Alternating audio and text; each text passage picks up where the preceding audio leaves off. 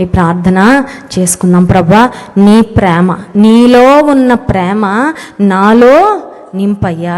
నీలో నేను ఉండాలి, నీవు నాలో ఉండాలి. ఆ జీవితమే దేవునిలో దైవ చిత్తానుసారంగా సాగే జీవితము, దేవుని మహిమపరిచే జీవితం. కళ్ళు మూసుకోండి, ప్రార్థన చేసుకుందాం. ప్రతి విషయమందు కృతజ్ఞతాపూర్వకముగా మీ విన్నపములు దేవునికి తెలియచేయడి. ఇంకా ఏం చెప్పుకోలేదు నీ పరలోకపు తండ్రికి. ఇంకా ఏ విషయాలలో దేవుని జోక్యాన్ని కోరుకోలేదు.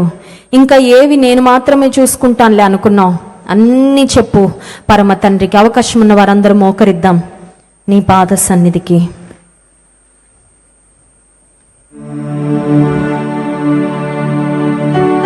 కొద్దిసేపు సమయం తీసుకుని, ఇగో ప్రభువా, నా సొంతగా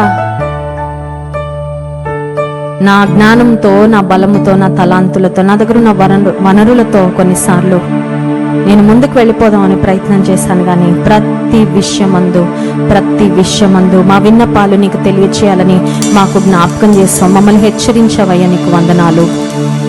ఇదిగో ప్రభువా, నీ జోక్యాన్ని కోరుకుంటున్నానయ్యా, నీ నడిపింపు కోరుకుంటున్నానయ్యా, నీ సహాయం కోరుకుంటున్నా ప్రభువా, నీ ఆలోచన కోరుకుంటున్నానయ్యా, నీ మీద ఆధారపడుతున్నా ప్రభువా.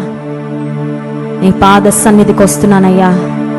ప్రేమైన సహోదరి, సహోదరుడు, ఏ విషయం ఇంకా దేవునికి చెప్పలేదు, ఇంకా ఏ విషయంలో దేవుని మీద ఆధారపడలేదు, దేవుడిస్తున్న మంచి అవకాశము ఆయనకు చెప్పుకో. అంతా చెప్పుకో, నీ సంగతి అంతా చెప్పుకో ఆయనకు, నీ పరిస్థితి అంతా చెప్పుకో ఆయనకు.